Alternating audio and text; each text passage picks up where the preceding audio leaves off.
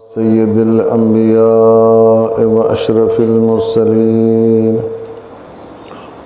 وعلى اہل بیتہ الطیبین الطاہرین سیما بقیت اللہ فی الارضین وحجت اللہ علی العالمین الامام المنتظر عجل اللہ تعالی لہ الفرج وروحی وارواح العالمین لتراب مقدمہ الفداء ولعنة اللہ علی اعدائهم اجمعین من لیلتنا هذه الى صباح یوم الدین اما بعد فقد قال اللہ الحکیم فی کتابہ الکریم وهو أصدق القائلين وقوله الحق بسم الله الرحمن الرحيم يا أيها الذين آمنوا من يرتد منكم عن دينه فسوف يأتي الله بقوم يحبهم ويحبونه أذلة على المؤمنين أعزة على الكافرين يجاهدون في سبيل الله ولا يخافون لومة لائم ذلك فضل الله يؤتيه من يشاء والله واسع عليم صدق الله العلي العظيم صلوات بر محمد وآل محمد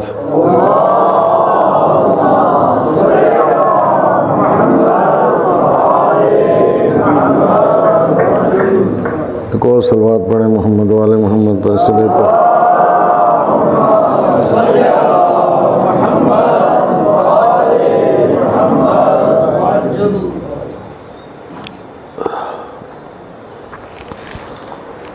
مجھے بتایا کہ جی اعلان کیا ہے کہ آپ مجلس پڑھنے کے لیے آ رہے ہیں. اعلان نہ کیا ہوتا تو بہتر ہوتا، اس لیے کہ ابھی لوگ علی کے ساتھ نہیں ہیں. ایک صلوات پڑھیں محمد والے محمد.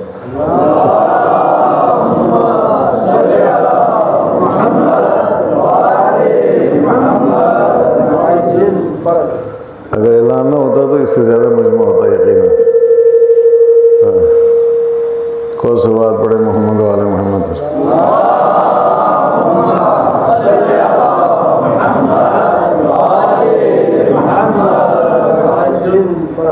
بہرحال آپ لوگوں کی خوش فہمی ہے جو آپ لوگ بلا لیتے ہیں، اچھی بات ہے. اس میں ہم آپ حضرات کا شکریہ ادا کرتے ہیں، لیکن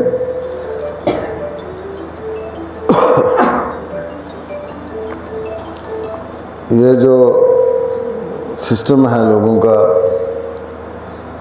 یہ اسلام میں اور دین میں قابل قبول نہیں ہے. آج پلیرے کی مجلس میں ہم نے ایک بات عرض کی تھی، وہاں پہ میں نے مجلس ہی یہیں سے شروع کی تھی وہاں پہ کہ یو پی والوں کی ایک بات مجھے اچھی لگتی ہے بہت زیادہ، کہ وہ عزاداری ایام عزا میں پہلی محرم سے لے کے 20 صفر تک جو ایام عزا ہوتے ہیں، ان میں وہ اپنے کسی رشتہ دار کی مجلس نہیں رکھتے ہیں. وہ مر جاتا ہے اگر کوئی تو مجلس نہیں رکھتے ہیں. کیوں نہیں رکھتے ہیں صاحب؟ کئی ایام میں عزا امام حسین علیہ السلام اور کربلا والوں سے مخصوص ہے، ان میں ہم اپنا کوئی بھی کام جو ہے وہ نہیں کریں گے. حتیٰ کہ آپ کو یاد ہوگا علامہ ذیشان حیدر جوادی مرحوم علی اللہ مقامہ کا چہلم جو ہے وہ وہی 20 صفر کو یا اسے 10 دن بعد میں بنتا تھا تقریباً جیلوں، چونکہ 10 محرم کو ان کا انتقال ہوا تھا تو آپ حساب لگا لیں. تو ان لوگوں نے چیلم نہیں رکھا سفر کے مہینے میں، ربیع الاول میں رکھا. چیلم کی مجلس جو ان کی رکھی ربیع الاول کے مہینے. یہ اپنے اندر ایک خود بہت بڑی خصوصیت ہے، اور اس خصوصیت کو لوگوں کو اپنانا چاہیے. تو یہ ایام مخصوص ہو جائیں تاکہ شہدائے کربلا سے، امام حسین علیہ السلام سے، اور ان میں جو بھی آدمی کرے ان کے لیے کرے تو وہ پلٹ کے ہماری طرف ہی آتا ہے۔ اگر ہم ان کے لیے کچھ کرتے ہیں تو اس کا ثواب تو ہمیں ہی ملتا ہے، اور اگر ورثہ کسی متوفی کے جو ہیں وہ کوئی مجلس کرواتے ہیں، کوئی اس طرح کا پروگرام رکھتے ہیں، تو اس کا جو ثواب ملتا ہے طبعی طور پر وہ متوفی کو ضرور ملے گا۔ جو ورثہ ہیں وہ جو کام کرتے ہیں اس کا ثواب باپ دادا کو دوسری نسلوں تک جو ہے وہ جاتا ہے، سب کو ملتا ہے۔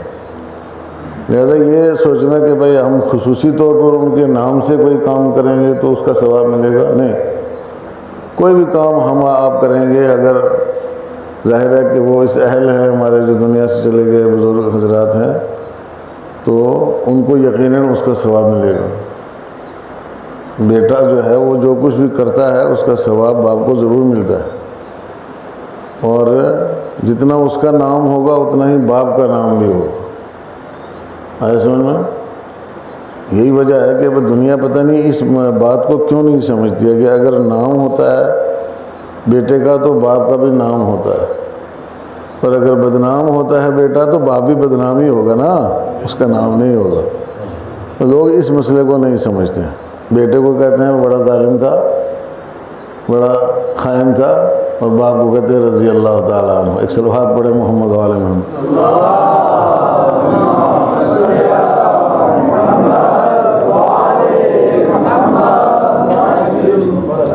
اور یہ نقطہ لوگوں نے سمجھ لیا ہے اس دور میں۔ کچھ لوگوں نے جو زیرک تھے، ہوشیار تھے، بہت دیر کے بعد ان کو یاد آیا کہ ہم یہ بہت بڑی غلطی کرتے ہیں۔ لہذا ایک فرقہ جو ہے وہ یزید کے نام کا پیدا ہو گیا، جو اب باقاعدہ اس کا دفاع کرتا ہے اور کہتے ہیں کہ نہیں، اس کو برا بلا نہ کہو، آئے سمجھ میں، اس کو برا نہ کہو، یزید کو برا نہیں کہنا چاہیے۔ بڑے بڑے مفتی جو ہے وہ، بعض اہل سنت کے مفتی جو ہیں وہ یہ فتویٰ دیتے ہیں۔ کیوں نہ برا کہو اس کو؟ وہ جب اس کو برا کہو گے تو بات دور تک جائے گی، بات اوپر تک چلی جاتی ہے۔ اس کو برا نہ کہو تاکہ اوپر تک بات نہ جائے، سمجھ میں آیا؟ تو عرض کرنے کا مقصد یہ ہے کہ اگر ہم کوئی نیک کام کریں گے تو یقیناً ہمارے بزرگ جو ہیں وہ اس میں شامل ہیں، اور اگر کوئی برا کام کریں گے تو اگر وہ نیک تھے انشاءاللہ تو برائی میں وہ شامل نہیں ہوں گے۔ یہ بھی غلط فہمی ہے لوگوں کی۔ ایسے میں اگر وہ نیک تھے تو وہ نیک رہیں گے انشاءاللہ۔ ہماری غلطی کی سزا ہمیں ملے گی، ہماری غلطی کی سزا ان کو نہیں ملے گی۔ ایک صلوات پڑھیں محمد وآل محمد۔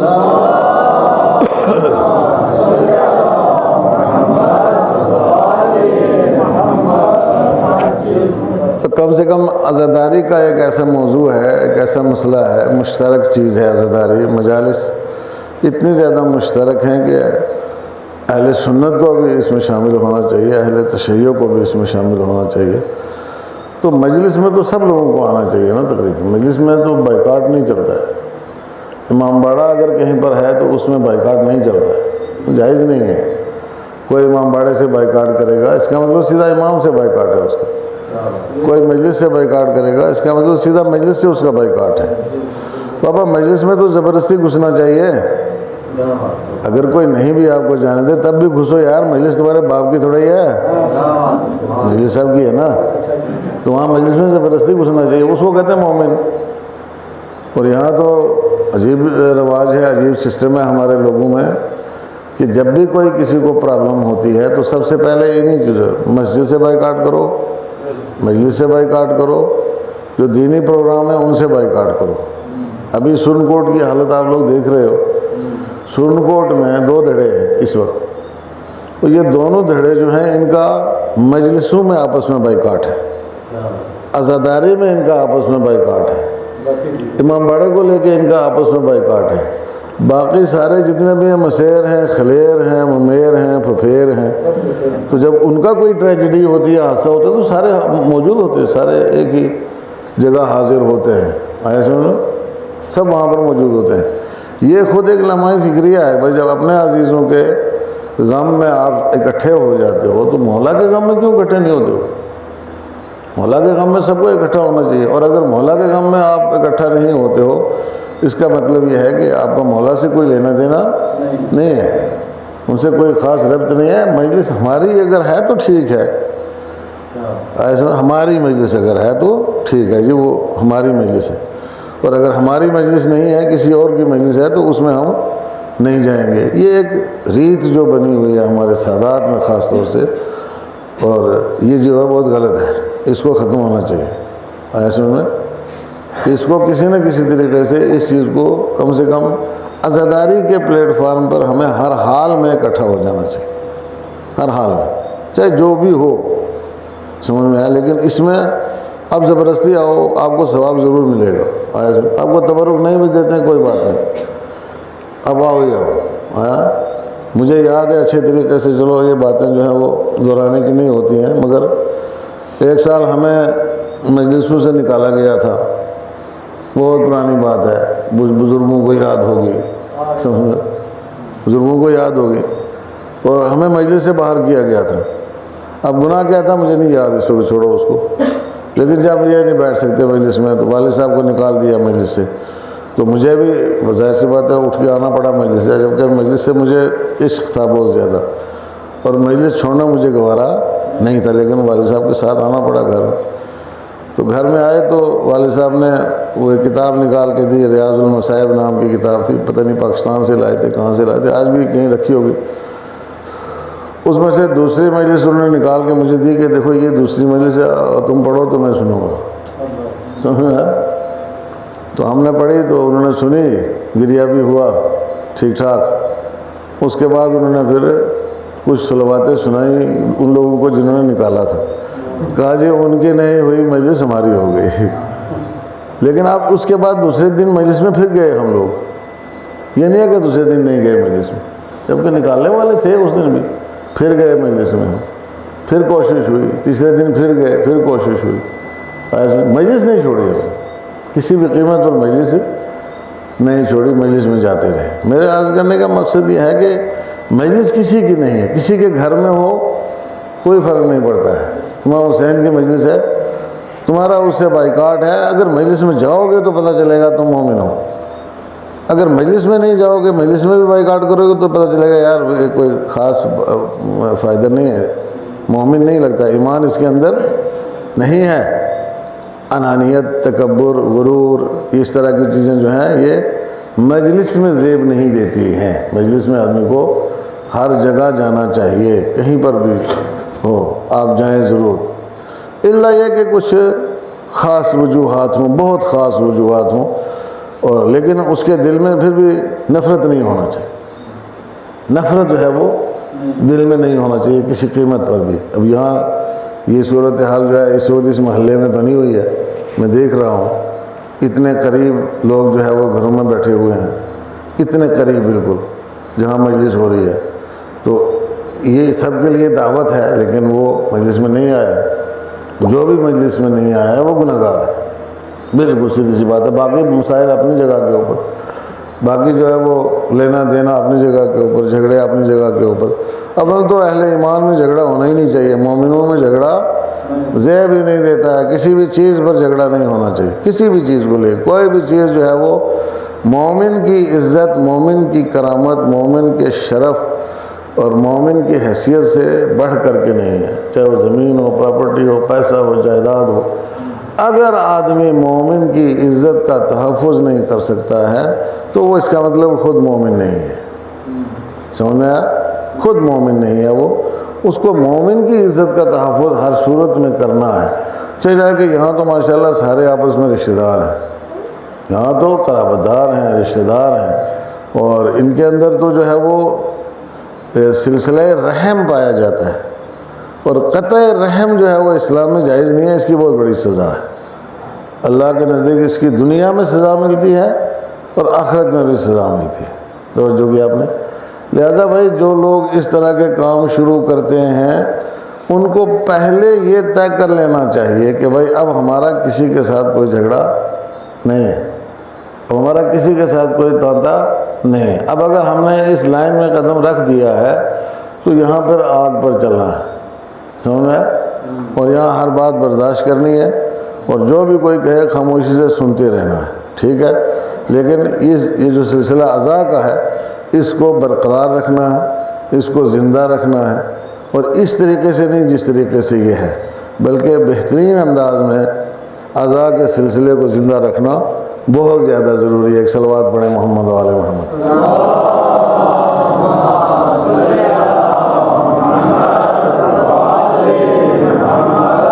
میں نے نیچے بھی 2-3 مجلسوں میں یہ شکوے کیے وہاں پہ قصۂ نالہ میں، جب میں نے دیکھا کہ بہت سارے لوگ جو ہے وہ نہیں آ رہے ہیں مجلسوں میں، اور وہ مثلاً یہی 60-65 سال کے اس میں ہیں، چپیٹ میں ہیں، اس سے زیادہ اوپر نہیں ہے، 60-65 کے جس میں ہم ہیں اسی میں تھوڑا سا کچھ بڑے ہوں گے، لیکن مجلس میں نہیں آتے۔ یہ اگر محرم کے زمانے میں مجلس میں نہیں گئے تو یہ کب بارگاہ حسینی میں حاضر ہوں گے؟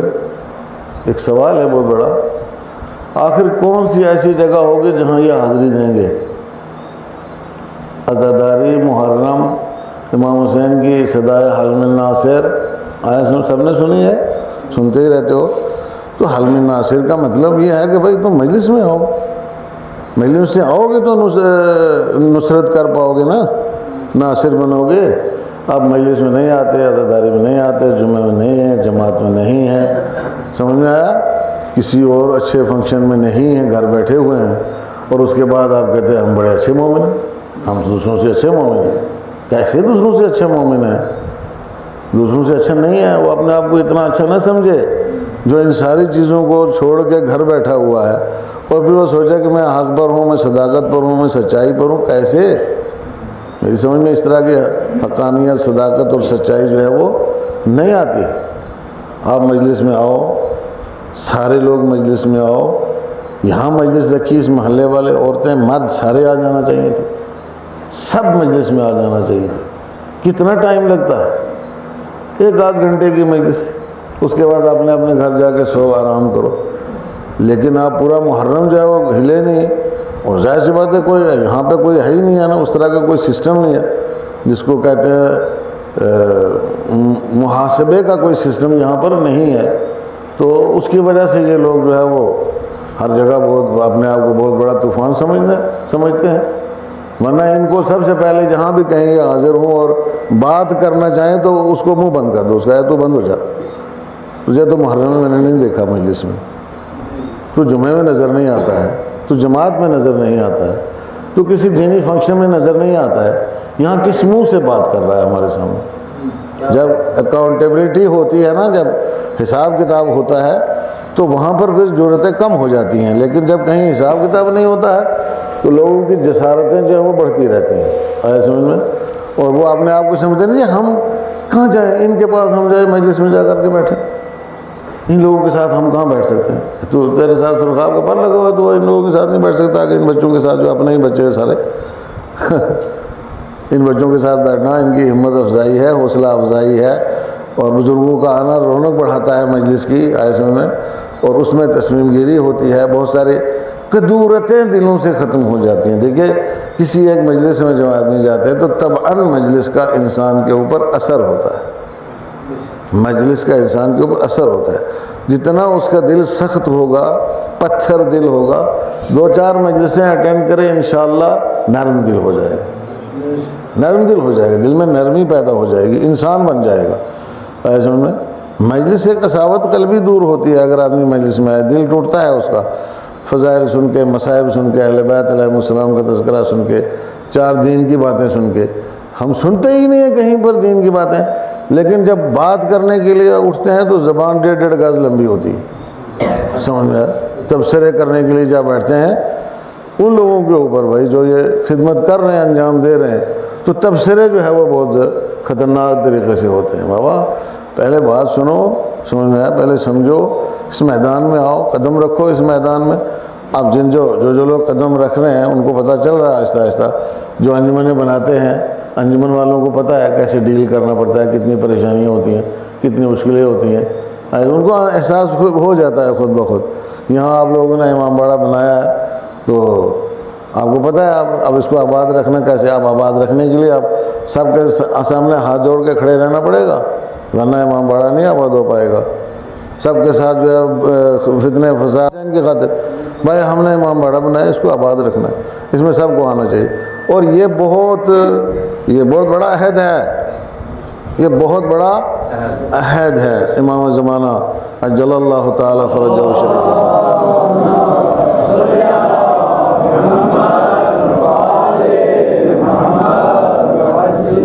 بہت بڑا عہد ہے، اور یہ عہد کرے آدمی تو ظاہر سی بات ہے اس کی لائف چینج ہو جاتی ہے، زندگی چینج ہو جاتی ہے۔ کیوں یار؟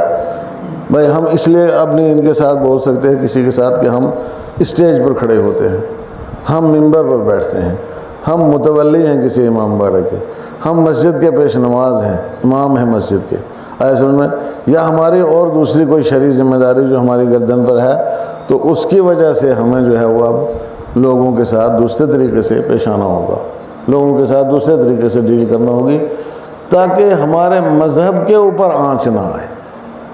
انسان کا سب سے بڑا کارنامہ یہ ہے کہ وہ اپنے مذہب کو بدنامی سے بچائے، سمجھ میں آیا؟ مذہب کو اگر بدنامی سے نہیں بچا سکا تو پھر وہ انسان مومن نہیں ہو سکتا عزیزان گرامی، سمجھ میں آیا؟ لہٰذا ضروری ہے، اب یہ بہت ہی افسوس کی بات ہے، انتہائی افسوس کی بات ہے کہ یہاں پر لوگ جو ہے وہ مسلسل مجلسوں سے غائب ہیں۔ ان سے پوچھا جائے کیوں آپ مسلسل مجلسوں سے غائب کیوں؟ نہ ادھر نہ ادھر نہ کسی اور جگہ، ایسے میں نہیں غائب رہنا چاہیے بابا۔ اس میں شیعہ ہو، مومن ہو، سادات میں سے ہو، خاص طور پر سادات میں، سادات خون ہے حسین علیہ السلام، تو خون ایسا ہوتا ہے، خون ایسا ہوتا ہے تو کہیں وہ مجلس میں بھی نہیں، کسی جگہ حاضر نہیں آپ، سمجھ میں آیا؟ امام حسین نے تو خون دیا ان چیزوں کی خاطر یہ زندہ رہیں ہمارے لیے اور آپ کے لیے، دین زندہ رہے ہمارے لیے اور آپ کے لیے۔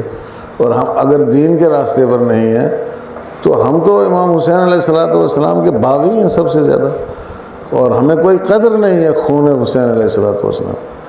یقیناً وہ لوگ کہ جو رشتہ دار نہ ہو کے، ذریت نہ ہو کے امام حسین علیہ السلام کا غم مناتے ہیں، عملی اعتبار سے، مذہبی اعتبار سے، امام حسین علیہ السلام کے ساتھ لگاؤ کے اعتبار سے، ان کی اطاعت اور فرمانبرداری کے اعتبار سے، ان کے ساتھ عقیدت کے اعتبار سے وہ ہم سے افضل ہیں، وہ ہم سے افضل ہیں۔ کوئی رشتہ داری نہیں ہے لیکن ہر قربانی دینے کے لیے تیار ہے۔ ہمارے ساتھ بالکل پکی رشتہ داری ہے تو ہم بالکل جو ہے باقی دنوں میں تو چلو پھر بھی صحیح، ادھر ادھر اگر کہیں اڑانا ہو، لٹانا ہو حرام کے راستے پر، پولیس کو، ڈاکٹروں کو، اس کو اس کو، تو ہم کبھی بھی جو ہے وہ پرہیز نہیں کریں گے۔ لیکن جب مجلس میں چندہ دینے کی باری آئے تو ہم ہزار اعتراض کرتے ہیں، سمجھا؟ ہزار قسم کے اعتراضات کرتے ہیں۔ اعتراض نہیں کرو، نہیں دیتے نہ دو، اعتراض مت کرو، اس لیے کہ جو اعتراض کرتا ہے، میں ایک بات آپ لوگوں کو بتا دوں، جو اعتراض کرتا ہے وہ اپنے سر ذمہ داری لیتا ہے، اس کی ذمہ داری بڑھ جاتی ہے، پھر اس کو وہ کام کرنا ہوتا ہے کہ جس کے اوپر وہ اعتراض کر رہا ہے وہ اس کام کو اگر نہیں کر رہا ہے تو، سمجھ میں آیا؟ مثلا میں کسی کے اوپر اعتراض کروں، یار تو یہ کرتے ہو، وہ کرتے ہو، تو پلٹ کے کیسے ہوتے ہیں؟ بھائی اس کو آپ خود کر لو، سمجھ آیا؟ اس کو آپ خود کرو تو آپ اچھا کرو گے، چونکہ آپ اعتراض کر رہے ہو تو آپ اس کام کو کرو، آپ یقیناً اچھا کرو گے مجھ سے، میں دستبردار ہو جاتا ہوں، آپ دستبردار ہو جاتے ہیں، وہ زیادہ اچھی بات ہے، سمجھ میں آیا؟ لیکن یہ دن ان کاموں کے لیے نہیں ہوتے ہیں عزیزان کرام، یہ مل جل کے چلنے کے لیے ہوتے ہیں۔ غم منانا ہے، غم مل جل کے منایا جاتا ہے، غم نفرت سے، دوریوں سے نہیں منا سکتے۔ اسی لیے ہم کہتے ہیں بابا ان دوسرے لوگوں کو کہ جو غم نہیں مناتے ہیں ان کو بھی ساتھ ملانا ضروری ہے، تو جب ہم خود ہی ایک دوسرے کے ساتھ نہیں ہیں تو وہ ہمارے ساتھ کہاں سے مل جائیں گے؟ وہ نہیں ہمارے ساتھ ملیں گے، وہ دیکھ رہے ہیں کہ ان کی حالت کیا ہے، آپس میں ان کی کیا حالت ہے، ان کا کردار کیا ہے، ان کا مشرب کیا ہے، ان کا مسلک کیا ہے، ان کا کس کے ساتھ اٹھتے بیٹھتے ہیں، یہ کیا کرتے رہتے ہیں، یہ سمجھ میں آیا؟ بازاروں میں کیا کرتے ہیں، دوسری جگہوں پر کیا کرتے ہیں، سب ان کو معلوم ہے۔ تو اگر کوئی کہے بھی کہ میں شیعہ ہوں تو جو تمہارے ساتھ چلنے والے سنی ہیں وہ پوچھے گا تمہارے اندر کیا خصوصیت ہے، کہ تم اپنے آپ کو کہتے ہو میں شیعہ ہوں، تم تو ہمارے ساتھ ہی رہتے ہو ہر جگہ، ایسے ہر کام میں ہمارے ساتھ ہو، تو کوئی تو خصوصیت تمہارے اندر ہونی چاہیے کہ جس سے پتہ چلے کہ تم شیعہ ہو۔ اب جب کوئی خصوصیت ہے ہی نہیں تمہارے اندر تو ظاہر سی بات ہے کہ پھر اپنے آپ کو شیعہ کہنے کا کیا فائدہ ہے؟ کیوں بدنام کرتے ہو شیعت کو؟ کیوں بدنام کرتے ہو مذہب کو؟ کیوں بدنام کرتے ہو اہل بیت علیہ الصلوۃ والسلام کو؟ کیوں بدنام کرتے ہو ایسے میں ائمہ علیہ الصلوۃ والسلام کو؟ کیوں بدنام کرتے ہو امام جعفر صادق علیہ الصلوۃ والسلام؟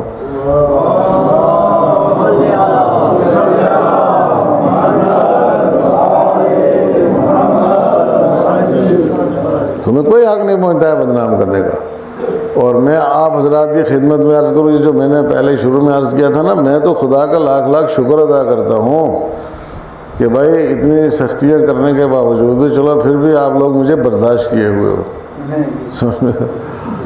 پھر بھی آپ لوگ مجھے برداشت کرتے ہو، اس میں خدا کا شکر ادا کرتا ہوں، بہت بڑا شکر ادا کرتا ہوں پروردگار عالم کا۔ ورنہ ایسے آدمی کو تو اصل کاٹ کے دریا میں پھینک دینا چاہیے، بلا وجہ خام خواہ انٹرفیئر کرتا ہے ہمارے مسائل میں۔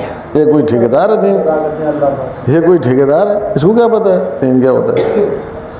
اور ائمہ اہل بیت کے ساتھ لوگوں نے یہی سلوک کیا، اسی وجہ سے کیا کہ وہ دین پیش کرتے تھے، لوگوں کو اچھا نہیں لگتا تھا ایسے میں، تو لوگوں نے پھر ان کے ساتھ جو ہے وہ سلوک زندانوں میں رکھا، قید خانوں میں رکھا۔ ہمیں تو نہیں رکھا، کسی نے جیل میں نہیں ڈالا ہے، کسی نے قید خانے میں نہیں ڈالا ہے ایسے میں۔ کوئی اکا دکا بیچ میں گالیاں دے دیتا ہے تو میں خدا کا شکر ادا کرتا ہوں، کسی سے کہتا ہوں یار اس کو مٹھائی پہنچا دو ہماری طرف سے، کم سے کم اس نے ہمارے 4 گناہ تو اتارے۔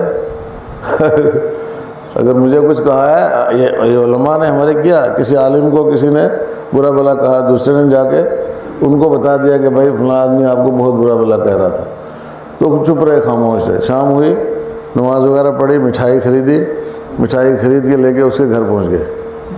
کہا یہ کیا ہے جی؟ کہا میں یہ مٹھائی دینے آیا ہوں تجھے اور تیرا شکریہ ادا کرنے آیا ہوں۔ کہا کس بات پر؟ کہا اس بات پر کہ تو نے مجھے گالیاں دی ہیں اور میرے گناہ ہلکے ہوئے ہیں اور میرے کھاتے کے گناہ تیرے گردن پہ چلے گئے، تو مٹھائی کا حق بنتا ہے تیرا، تجھے مٹھائی دینا حق بنتا ہے کہ میں تجھے مٹھائی دوں۔ یہ اصل حقیقت یہ ہے عزیزان گرامی، دین کی اصلیت جو ہے وہ یہ ہے۔ ایسا نا اگر کوئی دیندار ہے، سمجھتا ہے دین کو، تو اصل دین یہ ہے۔ اور اگر جس دن ہمارے اندر اس طرح کی کیپیسٹی پیدا ہو جائے گی تو یقیناً ہم ایک دوسرے کے ساتھ شیر و شکر ہو جائیں گے، کوئی اختلاف ہمارا نہیں رہے گا، کوئی اثر بالکل قطعاً۔ روز عاشور کی مجلس میں میں نے آپ کی خدمت میں عرض کیا تھا کہ دیکھو یہ کان کے کچے جو تم لوگ ہو یہ نہ بنو۔ کوئی کسی کے بارے میں کچھ کہتا ہے آپ سے کہ بھائی اس نے یہ کہہ دیا، تمہیں یہ کہہ دیا، یہ صرف لڑانے والے ہوتے ہیں، وہ ہمدرد نہیں ہوتا ہے وہ شخص جو چغلی کھاتا ہے، اس کو کبھی ہمدرد نہ سمجھو۔ قرآن مجید نے اس کے لیے کہا ہے ویل لکل ہمزۃ لمزہ، ہر چغل خور اور ادھر ادھر جو ہے وہ ادھر کی ادھر لے جا کے، ادھر کی ادھر لے جا کے بات کرنے والا جو ہے اس کے لیے دوزخ کا سب سے نچلا طبقہ ہے۔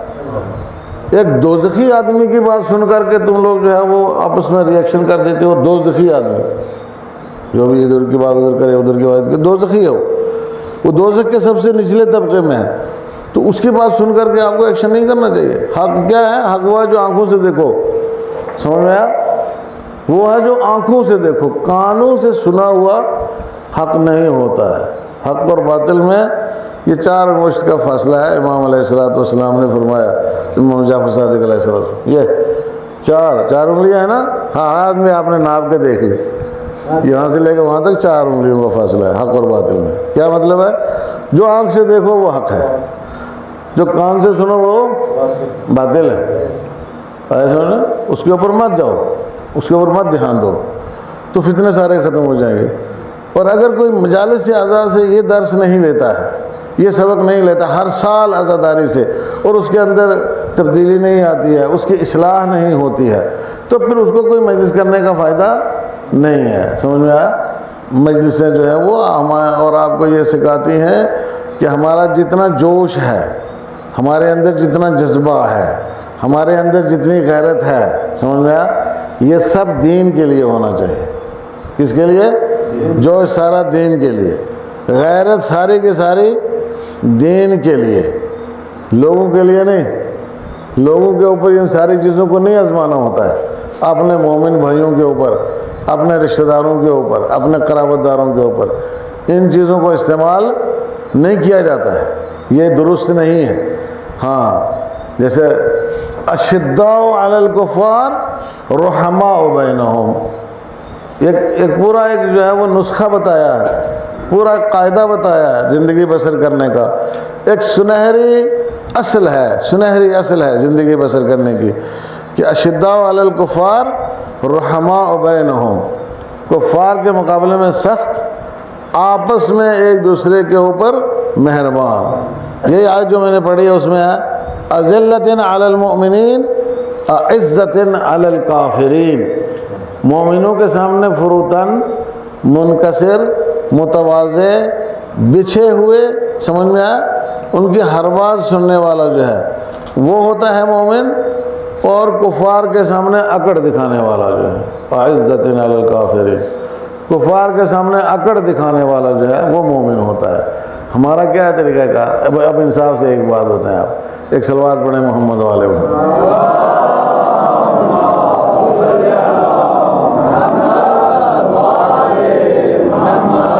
اب یہ نوجوان یہاں بیٹھے ہیں نا، تو میں اس لیے اسی موضوع کے اوپر بولوں گا، اور میں نے کہا بھی تھا کہ میں مجلس جو ہے وہ چہرے دیکھ کے پڑھتا ہوں۔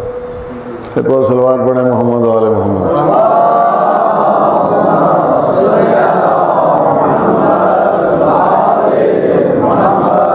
فضائل مجھے آتے ہی نہیں ہیں، اگر آپ یقین مانیں نا، فضائل آتے ہی نہیں مجھے۔ کیوں؟ اس لیے نہیں آتے ہیں کہ میں دیکھتا ہی نہیں فضائل کا کوئی خریدار ہے یہاں، فضائل کا خریدار ہی نہیں ہے کوئی، سمجھ میں آیا؟ اور جہاں لوگ فضائل پڑھتے ہیں تو وہ فضائل خریدتے ہیں، ایک نقطے کے اوپر اس طرح پیسے برساتے ہیں جیسے کسی مجرم کو جوتے برستے۔ تو ہمیں وہ نہیں چاہیے نا، وہ نہیں چاہیے ہمیں، ایسے میں۔ اور آپ لوگ جو ہے خود اس قابل بن جاؤ کہ ہر آدمی جو ہے وہ اہل بیت علیہ الصلوۃ والسلام کی فضیلت کی ایک بولتی ہوئی کتاب ہو، بولتی ہوئی کتاب۔ کیا فائدہ ایسے فضائل پڑھنے کا کہ جہاں پر آپ فضائل پڑھ رہے ہو تو وہاں پہ دنیا کے سب سے اونچے کرپٹ، قاتل، بدماش، زناکار، کوٹھے چلانے والے، فلم انڈسٹری کے لوگ، ایسے میں ان کے سامنے آپ فضائل پڑھو گے تو واہ واہ واہ واہ کریں گے وہ، اور آپ چلے جاؤ گے، وہ کوئی فائدہ ہوگا؟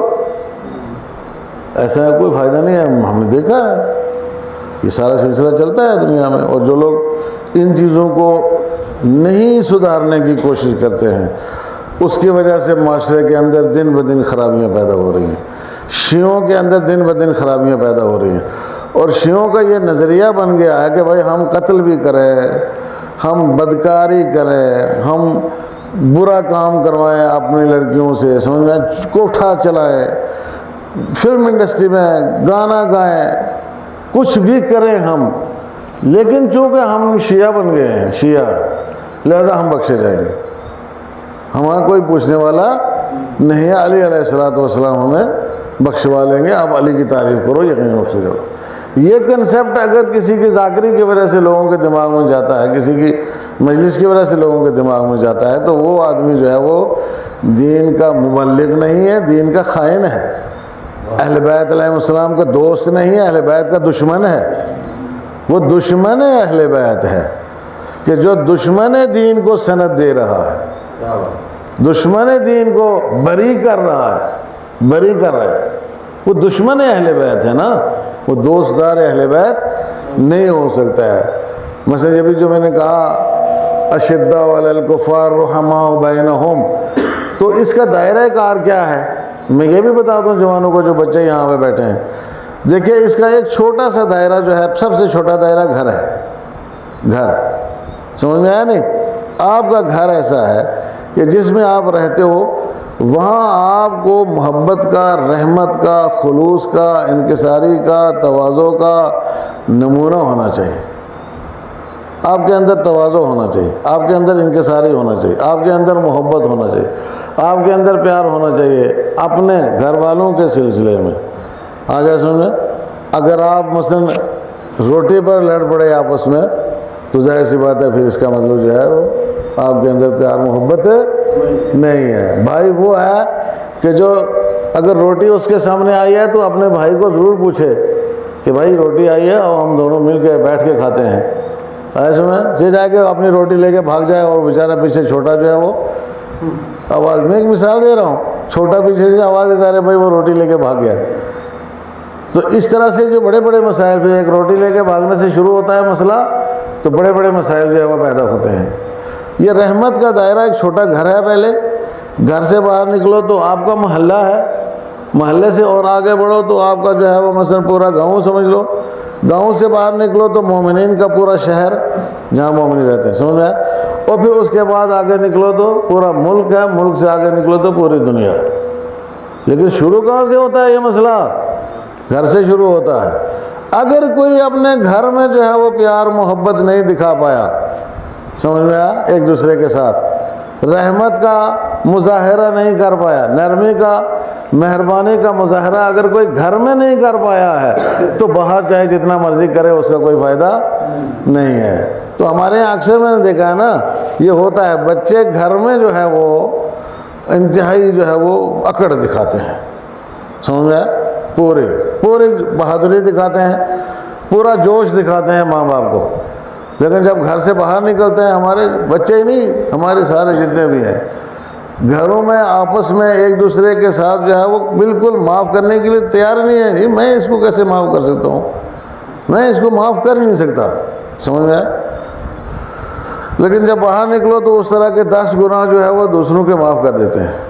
اگر کوئی 50 گالی دینا تو اس کو ہمت نہیں آگے سے جواب دینے کی، کیوں؟ پتہ ہے اب جوتے پڑیں گے، باہر جوتے پڑیں گے نا، باہر نہیں بولے گا، آپس میں جو ہے وہ پورا جوش دکھائے۔ یہ اسلام کے خلاف ہے، یہ دین کے خلاف ہے بابا۔ آپ اپنا جوش اگر دکھانا بھی ہے تو باہر دکھاؤ، ورنہ ضرورت نہیں کہیں بھی جوش دکھانے کی۔ لیکن اگر کوئی خدا نہ خواستہ باہر والا آپ کو پریشان کرتا ہے، سمجھ میں آیا، تو آپ اس کے ساتھ جو ہے وہ نمٹ سکتے ہو۔ لیکن وہ کس صورت میں آپ نمٹو گے؟ اس کی صورت یہی ہوتی ہے کہ جب آپ کو پتہ ہو کہ اگر میرے طرف کوئی انگلی اٹھائے گا تو میرے پیچھے ایک نہیں ہے، پورا گاؤں ہے، پورا گاؤں میرے پیچھے۔ کیوں؟ اس لیے کہ آپ پورے گاؤں کو دوست رکھتے ہو۔ جب آپ پورے گاؤں کو دوست رکھتے ہو تو پورا گاؤں آپ کو دوست رکھے گا۔ آپ پورے گھر کو دوست رکھتے ہو تو پورا گھر آپ کو دوست رکھے گا۔ پوری بستی سے آپ کو محبت ہے تو پوری بستی کو آپ سے محبت ہوگی، چونکہ یہ دل کو دل سے راہ ہوتی ہے۔ ایک صلوات پڑھے محمد والے محمد۔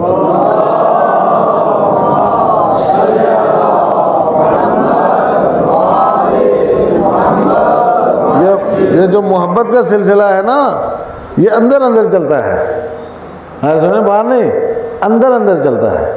آگے سمجھ لو، تو جتنے لوگوں سے آپ محبت کرو گے اتنا ہی لوگ آپ سے محبت کریں گے، جتنے لوگوں سے آپ دوستی رکھو گے اتنے ہی لوگ آپ سے دوستی رکھو گے، جتنوں کا آپ احترام کرو گے اتنا ہی آپ کا احترام بھی کریں گے، وہ اتنے اس سے زیادہ احترام کریں گے آپ کا، سمجھ میں آیا؟ تو یہ ہے لائف بسر کرنے کا طریقہ جو حسینیوں کا، کربلا والوں کا، کربلا والوں کے ماننے والوں کا طریقہ زندگی بسر کرنے کا یہ طریقہ ہے۔ آئے سمجھ میں؟ تو اس طریقے کے اوپر ہمارے بچوں کی تربیت ہونا چاہیے، ہمارے معاشرے کی تربیت ہونا چاہیے، ہمارے سماج اور سوسائٹی کی تربیت ہونا چاہیے۔ اور ظاہر سی بات ہے کہ یہ کام جو ہے وہ ایک تقریر سے نہیں ہونے والا ہے، یہ کام تقریر سے نہیں ہوتا ہے، یہ کام کلاس ورک ہے، کلاس میں ہوتا ہے، پریکٹیکل ہونا چاہیے اس کو۔ اس کے لیے آپ لوگوں کو کلاسوں میں شرکت کرنا پڑے گی، آپ لوگوں کو اپنے آپ کو تیار کرنا پڑے گا، آپ لوگوں کو وقت دینا پڑے گا، آپ لوگوں کو ریاضت کرنا پڑے گی، محنت کرنا پڑے گی۔ ریاضت اور محنت کیے بغیر یہ مسئلہ جو ہے وہ حاصل نہیں ہو سکتا ہے انسان کو۔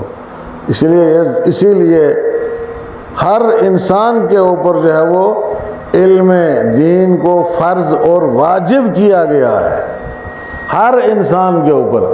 دیکھیے قرآن مجید کہتا ہے فَلَوْلَا نَفَرَ مِن كُلِّ فِرْقَةٍ مِّنْهُمْ طَائِفَةٌ لِيَتَفَقَّهُوا فِي الدِّينِ وَلِيُنذِرُوا قَوْمَهُمْ إِذَا رَجَعُوا إِلَيْهِمْ لَعَلَّهُمْ يَحْذَرُونَ۔ یہ آیت ہے پوری۔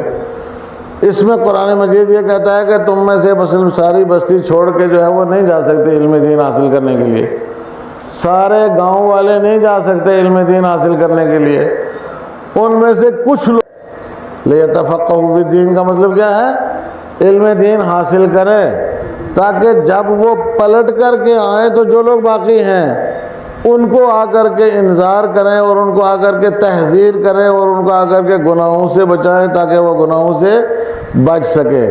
تو کیا مطلب ہوا اس کا؟ اس کا مطلب کیا ہوا؟ اس کا مطلب یہ ہوا کہ بھائی جہاں 4 مولوی گئے ہیں علم پڑھنے کے لیے اور ان کی ذمہ داری ہے علم حاصل کر رہے ہیں، وہ باقی ہم جو ہے بھری ہیں، ہمیں کیا کرنا ہے؟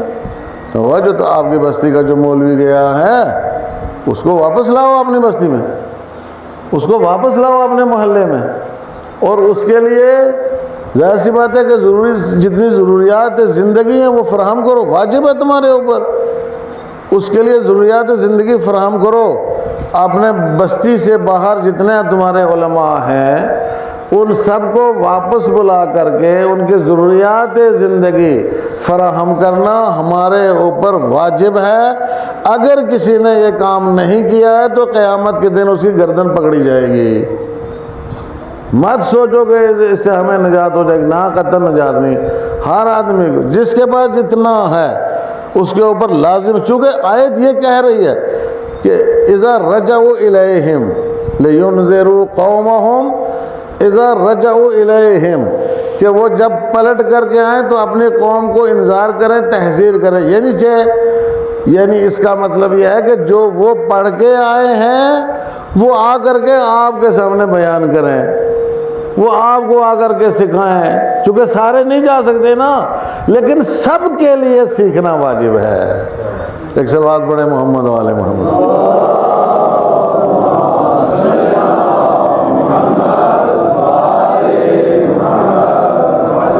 لوگ بڑی آسانی سے کہتے ہیں بھائی یہ تو علماء کا کام ہے جی، علماء کا کام ہے۔ علماء کا کیا کام ہے بھائی؟ علماء کی اپنی لائف ہے، علماء کی اپنی زندگی ہے۔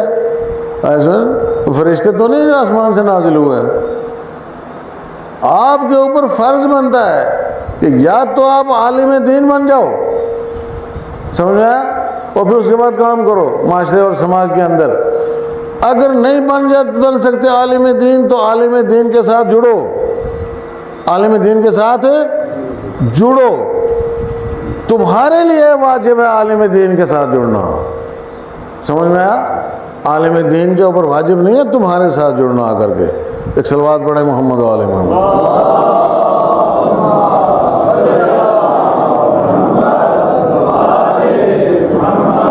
تمہیں سسٹم یاد نہیں رہا، تمہیں نظام یاد نہیں ہے اسلام کا؟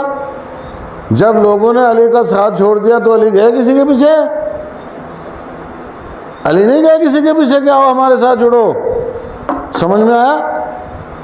آخر کار لوگوں کو علی کے دروازے پر آنا پڑا، لوگ آ کر کے علی کے دروازے پر آ کر کے خوشامدی ہوئے، ہاتھ پیر جوڑے، منت سماجت کی، 3 دن تک وہاں پہ جمگھٹ لگائے رہے، بیٹھے رہے، ہڑتال کیے رہے۔ سمجھ میں آیا؟ اور اس کے بعد علی علیہ السلام نے جو ہے وہ اس ذمہ داری کو قبول کیا۔ تمہارا فرض ہے عالم کے ساتھ جڑنا۔ تم اگر عالم کے ساتھ نہیں جڑو گے، سمجھ میں آیا، تو اپنا نقصان کرو گے، کسی کا نقصان نہیں کر سکتے ہو۔ روزی اللہ کے ہاتھ میں ہے، روزی کسی کے پاس نہیں ہے، لیکن تمہارے پاس جو حقوق شرعی ہیں اللہ کی طرف سے جو عائد ہوئے، میں نے بتایا نا نظام، یہ نظام ہے، تو وہ بستی کامیاب بستی ہے، وہ بستی اچھی بستی ہے، وہ لوگ اچھے لوگ ہیں کہ جو اس طرح کا اہتمام کرتے ہیں کہ بھائی چلو یہاں پہ ہم نے ڈاکٹر بنائے، یہاں پہ ہم نے انجینئر بنائے، یہاں پہ ہم نے پولیس فورس میں لوگوں کو بھیجا، دوسرے فورسز میں لوگوں کو بھیجا، اب یہاں کچھ لوگوں کو جو ہے وہ دین حاصل کرنے کے لیے بھی بھیجو، تاکہ یہ ذمہ داری بھی پوری ہو جائے، یہ ضرورت جو ہے وہ بھی پوری ہو جائے۔ ایک صلوات پڑھے محمد والے محمد۔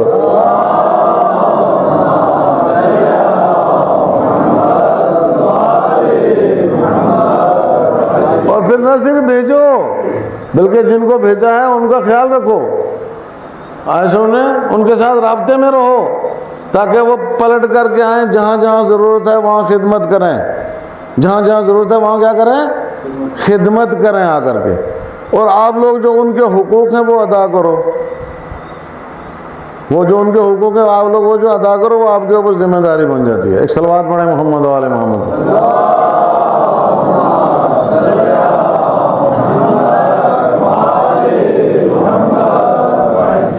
اور اگر ہم نے اس ذمہ داری کو پورا نہیں کیا تو ظاہر سی بات ہے یہ بہت بڑی خیانت ہوگی اپنے ساتھ بھی, اپنے بچوں کے ساتھ جو بے دین رہیں گے, جو جاہل رہیں گے, سمجھ میں, ان کے ساتھ بھی بہت بڑی خیانت ہوگی. بچوں کو علم دین سے کافی حد تک آشنا کرنا واجب ہے, یعنی کم سے کم 2-3 سال ایک بچے کے جو ہے وہ اس لائن میں لگنا چاہیے. کو صلوات پڑھے محمد و آل محمد.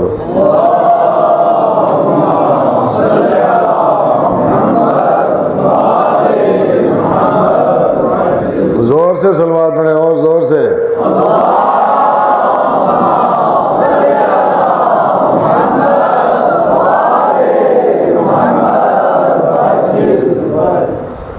لگنا چاہیے, نہیں لگایا کسی نے خیانت کی ہے, اپنا نقصان کیا ہے, ظاہر سی بات ہے بھگتے گا, قیامت کے دن بھگتے گا, چونکہ جاہل ہے. اور جاہل جو ہے وہ ظاہر سی بات ہے کہ کچھ بھی کرتا رہے.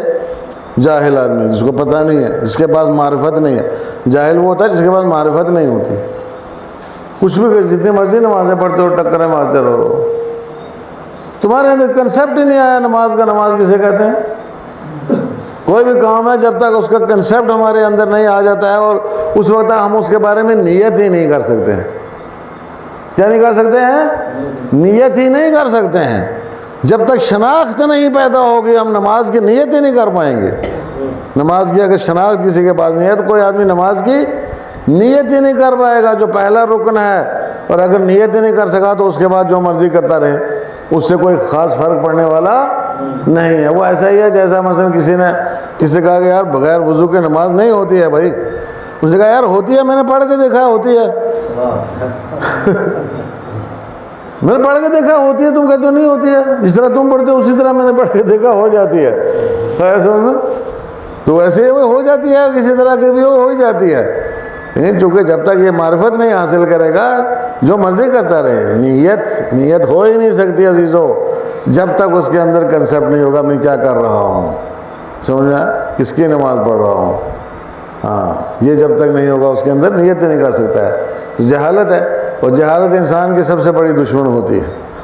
ایسے میں اور اگر لوگ اہل بیت علیہم الصلوۃ والسلام کے دشمن ہوئے تو صرف اس بنا پر دشمن ہوئے کہ لوگوں کو معرفت نہیں تھی. جاہل تھے وہ جو دشمن بنے اہل بیت علیہم الصلوۃ والسلام کے. اس لیے کہ الناس اعداء ما جاہلوا, لوگ دشمن ہوتے ہیں ان چیزوں کے کہ جن کو وہ نہیں جانتے, ان کے دشمن ہوتے ہیں. اہل بیت سے جن لوگوں نے دشمنی کی وہ جانتے ہی نہیں تھے مقام اہل بیت علیہم الصلوۃ والسلام. اہل بیت علیہم السلام کی معرفت نہیں تھی, شناخت نہیں تھی ان کے اندر. ورنہ اگر کسی کے اندر معرفت اور شناخت ہو جائے تو وہ کبھی دشمنی نہیں کر سکتا ہے. اور اگر دشمنی کر چکا ہو, بہت بڑی دشمنی بھی کر چکا ہو, سمجھا, لیکن جب اس کو پتہ چلتا ہے تو وہ چھوڑ کے راستہ آ جاتا ہے. وہ چھوڑ کے گمراہی کے راستے کو ہدایت کے راستے کے اوپر آ جاتا ہے جانے کے نام میں. لہذا علم حاصل کرنا بہت زیادہ ضروری. یہ جو ہو رہا ہے آپ کے یہاں مثلا بستی میں جو ہو رہا ہے, یہ کس بنا پر ہو رہا ہے بابا؟ ہمیں اس کی اہمیت کا اندازہ نہیں ہے.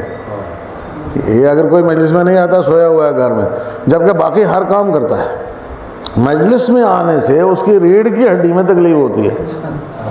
کہتے ہیں ڈسک ہے بہت بڑی خطرناک, اور جب اس کو ادھر ادھر کام کرتے ہوئے دیکھو تو کوئی ڈسک غائب ہو جاتی ہے کہیں پر. اور جب لڑائی کے لیے دیکھو تو ڈسک غائب ہے, یار لڑائی کے لیے تیار ہے بالکل ایک دم لاٹھی لے کر کے. بابا ڈسک یہاں سے ٹھیک ہوتی ہے, تمہارے اندر ڈسک پیدا ہو گئی ہے تو ڈسک یہاں سے ٹھیک ہوتی ہے, اور ڈسک نماز سے ٹھیک ہوتی ہے. سب سے بڑا علاج ڈسک کا نماز ہے. لمبے لمبے رکوع کرو, دیر تک سجدے میں رہو. ڈاکٹر صاحب پتہ نہیں کیا کہیں گے اس کے بارے میں. لمبے لمبے رکوع کرو, انشاءاللہ اتنا رکوع اتنا بہترین زبردست ہے. لیکن اگر اس نیت سے کرو گے کہ ہماری ڈسک ٹھیک ہو جائے تو نماز نہیں ہوگی. ایک صلوات پڑھے محمد و آل محمد.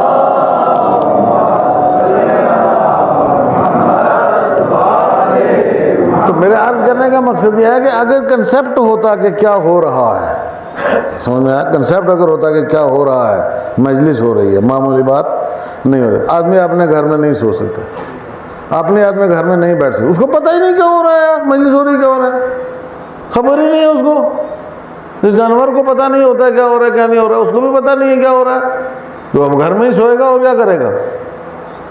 جبکہ اگر مثلا وہ جیسے میں کہتا ہوں کہ اگر مثلا یہ جو ہے تھوڑا سا کروٹ بدل لیتے تو یہاں آ جاتے امام کروٹ بدلنا ہی تھی نا بس تھوڑی سی، چلے آتے، سارے لوگ چلے آتے، سب بچے بوڑھے جوان سب چلے آتے مجلس میں. پتہ چلتا کہ بھائی مجلس میں آئے، یہ امام حسین علیہ السلام کے ماننے والے ہیں، ان کا اور کوئی نظریہ نہیں ہے، ان کا اور کوئی سسٹم نہیں ہے. یہ معافی کے قابل نہیں ہے یہ جرم. عزیزان گرامی، آپ اہمیت ہی نہیں دیتے ہو یار کسی چیز کو. بھائی ایک آدھ مجلس تو کم سے کم اٹینڈ کرو، ایسا اہمیت نہیں دیتے ہو کسی چیز کو، بات نہیں ہوئی. بھائی ہمارے بزرگوں نے ان چیزوں کو اہمیت دی تو یہ سلسلہ ہم تک پہنچا ہے. دور دور جاتے تھے بزرگ، کبھی بنیالی ہو رہی ہے تو کبھی کسیوٹ ہو رہی ہے تو کبھی کہاں ادھر دور کسی جگہ ہو رہی ہے، ایسا میں. اور سردیوں کا زمانہ ہوتا تھا، جوتے بھی نہیں ہوتے تھے، ننگے پیر چلتے تھے، ننگے پیر. پہلی محرم کو میرا جوتا غائب ہو جاتا تھا، کافی سال تک یہ سسٹم رہا. پہلی محرم کو جوتا پہن کے جاتا تھا، جوتا غائب ہو گیا، سمجھ میں آیا. اب اس کے بعد 10 محرم تک ایسے ہی چلنا ہے، کیونکہ نوبت آئے گی تو جوتا ملے گا نا. بہت سارے اخراجات ہوتے تھے، اس میں سے بچت آئے گی تو جوتا ملے گا. یہ نہیں کہ مجھے کوئی جوتا نہیں لے کے دیتا تھا، ایسا نہیں ہے، لیکن اخراجات اتنے زیادہ ہوتے تھے کہ بھائی ان میں سے کچھ بچے گا تو جوتا لے کے دیں گے. اور جب تک خبر ہوتی کہ اس کا جوتا غائب ہے 10 محرم نکل جاتی تھی، سمجھ میں آیا.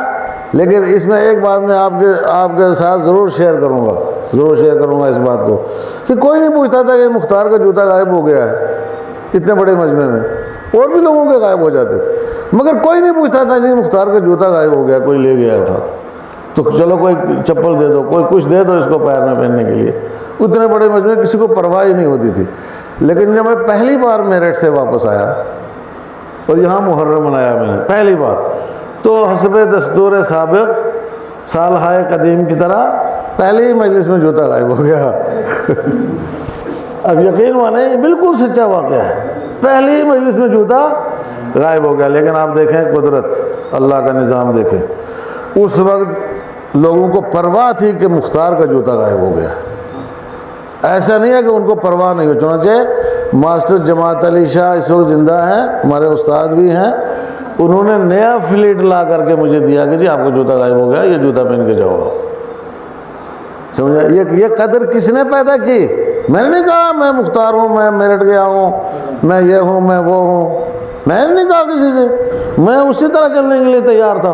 لیکن خود احساس اللہ نے پیدا کیا، اللہ نے احساس پیدا کیا عزیزو، سمجھنا. اور واقعی انہوں نے نیا فلیٹ مجھے لا کے دیا کہ بھائی آپ یہ پہن کر کے جائیں، اب اس کے بعد یہ آپ کا. ایک صلوات پڑھیں محمد و آل محمد.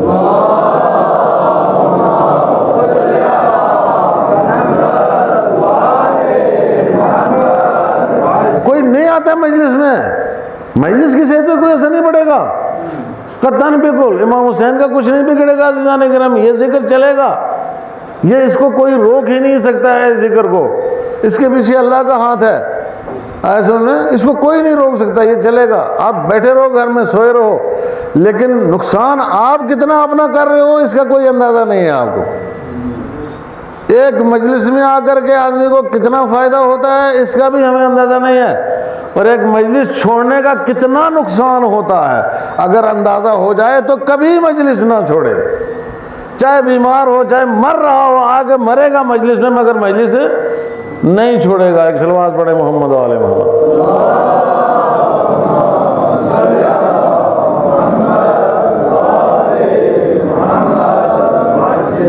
اس لیے کہ ہمارے لیے کسوٹی یہی مجلس امام حسین علیہ السلام ہے کہ کون امام حسین کے ساتھ ہے. ہمارے لیے کسوٹی یہی ہے، کم سے کم امام حسین علیہ السلام کے ساتھ کون ہے؟ جو مجلس میں ہے وہ امام کے ساتھ ہے، جو مجلس نہیں چھوڑتا وہ امام کے ساتھ ہے. ٹھیک ہے مسجد میں جاتا ہے تو خدا کے ساتھ ہے، وہ مان لیا میں نے، سمجھا، لیکن مجلس میں آئے گا تو امام حسین کے ساتھ ہوگا. مسجد میں جتنی پیشانی رگڑتا رہے وہ امام حسین کے ساتھ نہیں. جتنی مرضی تم نہ آ کر رگڑتے رہو مسجد میں جا کر کے، امام حسین کے ساتھ نہیں ہو. امام حسین کے ساتھ مجلس میں آؤ گے تو بناؤ، عزاداری میں شامل ہوگے تو امام حسین کے ساتھ ہی کہلاؤ گے. آگے سمجھ میں، یہ ضروری ہے. جاؤ مسجدوں میں جا کے جتنی مرضی عبادت کرتے رہو. اگر کسی نے اس کو نہیں سمجھا، اس کے ساتھ نہیں ہوا، تو وہ کسی کے ساتھ نہیں ہے بابا. وہ حدیث جو لوگ بیان کرتے ہیں، کہتے ہیں کہ بھائی کوئی شخص جو ہے وہ مثلا 1000 سال تک خانہ کعبہ میں مقام ابراہیم پر کھڑا ہو کر نماز پڑھتا رہے اور قربانیاں دیتا رہے اور حج کرتا رہے اور سارے اعمال بجا لاتا رہے، اگر اس کے دل میں محبت اہل بیت علیہ السلام نہیں ہے تو اس کی کوئی بھی چیز جو ہے وہ قابل قبول نہیں ہے. تو یہ کون سی محبت ہے بھائی؟ یہ کون سی محبت ہے؟ مجھے یہ بتاؤ. پہلے میں آپ کو ایک چھوٹا سا واقعہ بتاؤں. اگرچہ میں نے سوء استفادہ کیا اس میں سری نگر گیا مثلا پچھلے دنوں، تو کتاب صحیفہ سجادیہ جو ہے وہ ایک آدمی نے اٹھا کے دیکھی اور اس کو بہت پسند آئی تو وہ رکھنے لگا. میں نے کہا بھائی اس کی قیمت 1000 روپے ہے. اس کی قیمت کیا ہے؟ 1000 روپے. تو اس نے پیچھے رکھ دی. میں نے کہا تو نے 1000 روپے کے لیے امام زین العابدین کی دعاؤں کو مجموعہ ٹھکرا دیا ہے 1000 کے لیے. وہ یقین مانے آپ کو، وہ کام گیا، فوراً پیسے نکال کے دیا اور کتاب لے کے چلا گیا. مجھے اگرچہ اس کو ایسا نہیں کہنا چاہیے تھا، لیکن ایک بات ہے، عقیدت ہے. اس کو عقیدت کہتے ہیں. اس کو عقیدت کہتے ہیں. وہ جو زبیدہ نے خریدا تھا 1 درہم کے بدلے میں، خریدا تھا نا 1 درہم کے بدلے میں، اس نے کہا نہیں میں نہیں ٹھکراؤں گی. جب بہلول کہتا ہے 1 درہم کے بدلے میں بیچ رہا ہوں تو میں خریدوں گی 1 درہم کے بدلے میں. اس نے خرید لیا 1 درہم کے بدلے میں. عقیدت ہی تھی نا. تب جا اس کو ہارون رشید کو نظر آیا کہ ہاں زبیدہ کا قصر تعمیر ہو رہا ہے جنت میں، اور دوسرے دن آیا وہ بھی خریدنے کے لیے لالچ میں. یہ عقیدت عزیزان گرامی، یہ ایسے سعادت ہے، نیک بختی ہے، خوش بختی ہے. اور آدمی اس کو اپنے اندر، اس کو انسان کو محسوس کرنا چاہیے. اور کبھی کبھی اس طرح کے سودے کرنا چاہیے، اس طرح کی تجارت کرنا چاہیے. کبھی کبھی سمجھ میں آیا آپ لوگوں کی؟ نہیں کرو گے اس طرح کی تجارت تو گھاٹے میں رہو گے. اس طرح کی تجارت، مثلا جلوس کا چندہ ہے تو کنجوسی کیوں کرتے ہو؟ امام حسین کے نام پہ دے رہے ہو نا، تمہارے پاس سب کچھ امام حسین کا دیا ہوا ہے یا نہیں؟ کنجوسی کیوں کرتے ہو؟ لیکن یہاں وہ بات ہی نہیں. وہ بیچارے مولوی کا ایک کھاتا پورا نہیں ہو پاتا ہے. ایسے دفاع کرو مولوی کو، عزاداری کو اچھے طریقے سے کرو گے، اچھے ڈھنگ سے کرو. مولوی خود حساب کر لے گا امام حسین کے ساتھ. ہم ان کے ساتھ حساب کر لیں گے. تم اپنی عزاداری اچھی ڈھنگ سے مناؤ، پورے بہترین انداز میں، عقیدت کے ساتھ، پورے احترام کے ساتھ. کنجوسی مت دکھاؤ. اس میں کنجوسی نہیں دکھانا. عزاداری میں کنجوسی دکھاؤ گے تو ظاہر سی بات ہے گھاٹے میں رہو گے، نقصان میں رہو گے. لوگ کماتے ہیں پورا سال عزائے سید الشہداء پہ لٹانے کے لیے، پورا سال کماتے ہیں. جاؤ جا کر کے عراق میں دیکھو، کربلا سے نجف تک، نجف سے کربلا تک بیچ میں جو راستہ ہے اس میں کتنے قسم کے آپ کو لوگ ملیں گے جو اپنا پوری پونجی لے کر کے آ جاتے ہیں وہاں پہ کہ امام حسین کے مہمان ہیں. یہ امام حسین کے مہمان ہیں. عزیزان گرامی، امام حسین کے مہمان ہیں، ان کو کمی نہ لگنا چاہیے. یہ عزادار جو مجلس میں آتے ہیں یہ واقعی امام حسین کے مہمان ہیں. آپ نہیں سمجھتے ہو امام حسین کے مہمان نہیں ہیں؟ مجلس میں جو آتا ہے وہ مہمان ہے امام حسین علیہ السلام کا. اور اگر اس خلوص کے ساتھ آپ اس کی خدمت کرو گے تو آپ نے امام حسین کے مہمان کی خدمت کی ہے، تو آپ کو اجر جو ہے وہ امام حسین علیہ السلام کی طرف سے ملے گا. ایسا نا. لیکن اس میں بھی نقطے نکلتے ہیں طرح طرح کے. ہاں بھائی، نقطے نکالو گے تو پھر ادھر سے بھی نقطے نکالے جائیں گے. ادھر سے تم نقطے پیدا کرو گے نا تو ادھر سے بھی نقطے پیدا کیے جائیں گے. ایک صلوات پڑھے محمد و آل محمد پر.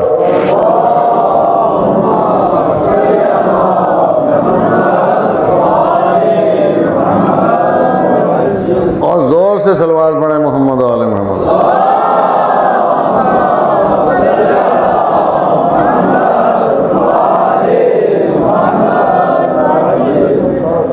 نکتے نہیں نکالا کرو، کام کرو فی سبیل اللہ، جو کام کرنے کا طریقہ ہے اس طرح کام کرو گے تو بہت بڑا اجر ملے گا، آیا سمجھ میں؟ اور کبھی کبھی نہ ساتھ لے جاؤ، ان کی خدمت وہاں بیٹھ کر کے کرو، یہ دل اندر سے جو ہے نا اس کا کفر ٹوٹے گا اس طرح کرنے سے، یہ تجربہ کرنے سے جو اندر دلوں میں کفر بیٹھ جاتا ہے یہ ٹوٹے گا، یہ توڑنا بہت ضروری ہے۔ ایک بار مجھے یاد ہے، ابھی میرا 1 ہی گھنٹہ ہوا ہے، ایک صلوات پڑھے محمد علیہ محمد۔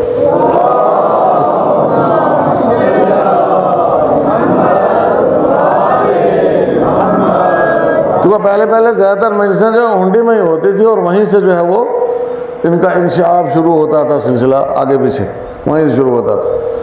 تو ہمارے بزرگ مرحوم خدا غریق رحمت کرے چچا وزیر حسین صاحب کے گھر میں مجلس تھی، ایسے سمجھے، اور میرے خیال میں 4تھی مجلس تھی وہاں پہ، ان کے گھر میں 4تھی مجلس تھی۔ تو جھگڑا شروع ہوا کہ 5ویں کہاں ہوگی، محمد شاہ کہتا ہے 5ویں میرے گھر میں ہوگی، ادھر کوئی پتہ نہیں کہتا ہے نہیں کہ 5ویں میرے گھر میں ہوگی، سوال ہی پیدا نہیں ہوتا ہے، جھگڑا چل رہا ہے۔ میں اس زمانے میں چھوٹا سا ہی آدمی تھا، کوئی اتنا بڑا ذاکر نہیں تھا اس وقت مجلس سے، مگر میں ہی پڑھتا تھا، آیا سنیں۔ تو جھگڑا چل رہا ہے، میں سن رہا ہوں، جھگڑا چل رہا ہے سن رہا ہوں۔ آخر میں کسی نے کہا جی مولوی صاحب سے پوچھ لو، کسی نے کہا ان سے پوچھ لو، جو یہ فیصلہ کرنے وہ قبول ہے۔ تو میں نے وہاں پر یہ سوال میں آپ سے بھی کر رہا ہوں اور ان سے بھی سوال کیا، میں نے یہ سوال پتہ نہیں اللہ نے میرے دماغ میں ڈالا اس وقت، یہ اتنا بڑا سوال دماغ میں آنا مذاق نہیں ہوتا ہے۔ میں نے کہا یہ بات بتاؤ کہ تمہیں امام حسین سے محبت ہے یا دینوں سے؟ یہ سوال اس وقت کا سوال ہے، آج سے 30 سال پہلے کا سوال ہے۔ تمہیں امام حسین سے محبت ہے یا دینوں سے محبت ہے؟ ویسے بات سوچ، میں نے کہا جواب دو مجھے، کہا جی امام حسین سے محبت ہے۔ میں نے کہا امام کی شہادت 10 محرم کو ہوئی ہے اور اصل عزاداری 10 کے بعد شروع ہوتی ہے۔ اصل عزاداری کب سے شروع ہوتی ہے؟ 10 کے بعد سے شروع ہوتی ہے، یہ روایتی عزاداری ہے جو ہم مناتے ہیں، اصل عزاداری 10 کے بعد شروع ہوتی ہے۔ تو 10 کے بعد کیوں نہیں مجلس رکھتے ہو؟ آپ یقین مانو سب مان گئے، کہا کوئی جھگڑا نہیں ہے، اس کے بعد فیصلہ ہو گیا جی ہم 10 کے بعد رکھیں گے۔ وہ ایسے لوگ تھے، ایسے بھائی ہمیں محبت امام حسین سے ہے نا، امام حسین سے محبت ہے یا محلہ ہنڈی سے محبت ہے؟ امام حسین سے محبت ہے یا محلہ اڈاری سے محبت ہے؟ سمجھ میں آیا؟ امام حسین سے محبت ہے تو امام حسین سے محبت کا تقاضا یہ ہے کہ آپس میں انسجام رہنا چاہیے، اتحاد رہنا چاہیے، نفرت نہیں، رسا کشی نہیں ہونا چاہیے۔ کوئی آدمی یہ نہ کہے کہ یار ادھر نہیں جانا، ادھر آنا میری مجلس میں، سمجھ میں آیا؟ ادھر نہیں جانا ادھر آنا، یار وہ ادھر کہے تھے تو ادھر نہیں جانا ادھر آنا ہمارے پاس، نہیں یہ نہیں ہونا چاہیے، یہ اچھی بات نہیں ہے۔ اور وہ یہ کیسے ختم ہوگا؟ یہ ایسے ہی ختم ہوگا کہ جب عین محرم میں آپ دیکھو وہ فریق آپ کی طرف نہیں آ رہا ہے، آپ اٹھ کے اس فریق کے پاس چلے جاؤ، سمجھ میں آیا؟ امام حسین کی خاطر اس فریق کے پاس چلے جاؤ، انشاءاللہ آپ کی مجلس کامیاب ہوگی، آپ کو بہت بڑا اجر اور ثواب ملے گا، اور پھر ان کا بھی دل ٹوٹے گا۔ چنانچہ اگر اس سسٹم کو اپنایا جائے تو آپ دیکھتے ہیں پہلے عشرے میں جو ہے وہ اتنے عشرے آپس میں ٹکراتے ہیں کہ بھائی ہنڈی اڈاری اور پتہ نہیں نکر ساتھ میں ہوتا ہے، ادھر موری میں ہے، ادھر چٹالہ میں ہے، ادھر مسجد میں ہو رہا ہے، ادھر بھائی دڑا میں ہو رہا ہے، ادھر سر میں ہو رہا ہے، ساتھ میں نیچے خنگاہ میں ہو رہا ہے، آئے سمجھ میں، اور نیچے مدرسے میں بھی ہوتا ہے وغیرہ وغیرہ، اور بھی پتہ نہیں اور کتنے شروع ہو جائیں گے اس کے بعد، کوئی پتہ نہیں جا سکتا۔ کیا یہ ٹکراؤ کیوں رکھتے ہو؟ بڑی بڑی مجلسیں 2-3 کرو بس، پہلے عشرے میں بڑی بڑی 2-3 مجلسیں کرو، بہترین ذاکر کو بلاؤ وہاں پہ، اچھے ذاکر کو اس کی خدمت بھی کرو اور اس سے پورا وصول کرو، سمجھ میں آیا؟ پورا وصول کرو، اچھے طریقے سے مجلس سنو، ثواب حاصل کرو، اتحاد کا مظاہرہ ہو، ایسا بہترین خدمت ہو سب کی۔ تو یہ اس سے بہتر اور کیا ہو سکتا ہے عزیزان گرامی؟ لیکن ہم ان ساری قدروں کو جو ہے وہ بھلا رہے ہیں آہستہ آہستہ، بجائے اس کے کہ ان کو اپنائیں، ان کو بھلا رہے ہیں۔ لہذا کوشش یہ کرنا چاہیے کہ ان قدروں کو بحال رکھا جائے۔ مسئلہ یہ 10 محرم کا ہے، 10 محرم کی ظاہر سی بات ہے کہ مرکزیت جو ہے وہ آپ کے پاس گسائی نالہ ہے، گسائی نالہ ہے مرکزیت، اس کے علاوہ کوئی مرکز نہیں ہے 10 محرم کا، سمجھ میں آیا؟ اور اس میں بھی لوگ اگر تخریب کاری شروع کر دیں گے تو اپنے کے ساتھ خیانت کریں گے، اپنے مرکز کے ساتھ خیانت کرو گے۔ وہ اور کہیں پر 10 محرم کی مرکز ہے، چہلم کا جلوس موری میں نکلتا ہے، سارے لوگ موری میں ہوتے ہیں چہلم کے جلوس میں، ان کی ڈیٹ میں کوئی دوسرا جلوس نہیں نکالتا ہے۔ 10 محرم کی ڈیٹ گرسائی نالے کی ہے، وہاں آپ کا مدرسہ ہے، وہ ایک مرکز ہے، وہ امام کا گھر ہے، وہ بیت اللہ سے کم نہیں ہے، بیت اللہ سے کم نہیں ہے۔ تمہارے لیے بیت اللہ یہی ہے نا، تو وہاں جا کے تو نہیں بیت اللہ کے طواف کر سکتے ہر روز، تو یہاں اگر ہر روز طواف کرو آگے تو وہی بیت اللہ کے طواف کا ثواب ملے گا۔ میرا تو نہیں ہے بھائی مدرسہ، مدرسہ امام کا ہے، آگے سمجھ میں، امام کا مدرسہ ہے، میرا نہیں ہے، نہ آپ لوگوں کا ہے نہ میرا ہے، امام کا مدرسہ ہے، سمجھ میں آیا؟ تو اس کی اہمیت، اس کی قدر جانو گے تو نعمتوں میں انشاءاللہ اضافہ ہوگا۔ اور آج تک اس نے خدمت ہی کی ہے دین کی، اور کچھ بھی نہیں، دین کی خدمت ہوئی ہے آپ لوگوں کے سامنے ہے، آئے سمجھ میں؟ تو باقی جو ہے وہ سلسلے چلتے رہتے ہیں، ان کا کوئی مسئلہ نہیں ہے، جو کہ شیطان اپنا کام کرتا ہے۔ شیطان جو ہے وہ اگر آپ کو بہکائے گا تو مدرسے سے بہکائے گا، اگر آپ کو بہکائے گا تو مسجد سے بہکائے گا، اگر آپ کو بہکائے گا نماز سے بہکائے گا، اگر آپ کو بہکائے گا قرآن سے دور کرے گا، اگر آپ کو بہکائے گا مجلس سے دور کرے گا، انہی چیزوں میں آپ کے اندر تفرقہ ڈالے گا، فتنہ پیدا کرے گا۔ باقی تو کوئی مسئلہ ہی نہیں ہے، سمجھ میں آیا؟ باقی چیزیں کوئی معنی نہیں رکھتی ہیں، لیکن ان چیزوں میں جو ہے وہ آپ کے اندر تفرقہ اور فتنہ پیدا کرے گا، اور جس کے نتیجے میں جو ہے وہ کوشش اس کی یہ ہوتی ہے کہ بستیوں کو خالی کر دیا جائے، وہاں نہ مولوی کو یہ لوگ رہنے دیں نہ مدرسے کو یہ لوگ رہنے دیں، ایسے ہی آزاد ہو جائیں بالکل، تاکہ میں جب جس کو چاہوں اس کو اپنے لیے استعمال کر لوں، چونکہ یہ چیزیں شیطان کی راہ میں رکاوٹ بنتی ہیں۔ مسجد رکاوٹ ہے شیطان کی راہ میں، مدرسہ رکاوٹ ہے شیطان کی راہ میں، مجلس رکاوٹ ہے شیطان کی راہ میں، بہت بڑی رکاوٹ ہے مجلس شیطان کی راہ میں، سمجھ میں آیا؟ تو آدمی کو اس سے ہی دور کر دیا، مدرسے سے دور کر دیا، اس طرح کی چیزوں سے دور کر دیا، اور نتیجے میں جو ہے وہ آدمی شیطان کا بندہ بن جاتا ہے۔ عزیزان کرام، یہ ہمیں جو ہے وہ کربلا والوں نے نہیں سکھایا، میں نے آپ کی زحمت تمام کی، خداوند عالم آپ کو جو ہے وہ اجر عظیم عطا کرے اس کے بدلے میں، اور ہماری سب کی ہدایت فرمائے کہ ہم دین کے راستے پر رہیں اور کربلا والوں کے راستے کے اوپر رہیں۔ آج 14 محرم کی شب ہے، ظاہر سی بات ہے کہ اسیران کربلا ابھی شاید کوفے میں ہوں گے یا کوفے سے تھوڑا آگے نکلے ہوں گے۔ اللہ اکبر، کربلا والوں نے تو اپنی شہادتیں پیش کر دیں عزیزان کرام، شہادتیں پیش کی، اور امام حسین علیہ السلام جب 2 محرم کو سرزمین کربلا پر وارد ہوئے تھے، 2 محرم کو، تو امام نے جا کر کے وہاں پہ بنی اسد کو، قبیلہ بنی اسد وہاں پر آباد تھا، ان کو بلایا، ان کے مردوں کو بلایا، اور ان سے زمین خریدی، امام حسین نے زمین خریدی، اور زمین خریدنے کے بعد اس زمین کو قبیلہ بنی اسد والوں کو ہبہ کیا کہ میں یہ زمین تمہیں بخش دے رہا ہوں، بس صرف اس میں شرط یہ ہے کہ اس زمین میں ہل نہیں چلانا، سمجھ میں آیا؟ باقی یہ زمین تمہاری ہے۔ اور دیکھو بتایا کہ 10 محرم کو یہاں پہ جنگ ہوگی اور ہم سب شہید ہو جائیں گے، جتنے مرد ہیں سب کو مار دیا جائے گا، قتل کر دیا جائے گا، اور عورتوں کو قیدی بنا لیا جائے گا، یہاں لاشیں پڑی ہوں گی، بے گور و کفن لاشیں پڑی ہوں گی، تو مردوں کو کہا کہ تم لوگ آنا، آ کر کے ہماری لاشوں کو دفن کر دینا، اس کے بدلے میں، سمجھ میں آیا؟ مفت میں نہیں، اس کے بدلے میں ہماری لاشوں کو دفن کر دینا، تاکہ لاشیں جو ہے وہ ایسے بے گور و کفن نہ رہیں۔ مرد چلے گئے۔ اس کے بعد امام علیہ السلام نے سوچا کہ ممکن ہے مردوں کو یزیدی فوج والے یہاں تو نہ آنے دیں دفن کرنے کے لیے، تو امام نے عورتوں کو بلوایا، عورتوں کو بلوا کے ان سے کہا کہ اگر تمہارے مردوں کو کسی وجہ سے نہ آنے دیا جائے تو تم جو ہے تم لوگ آ کر کے ہماری لاشوں کو دفن کر دینا۔ اللہ اکبر، عورتوں نے کہا ٹھیک۔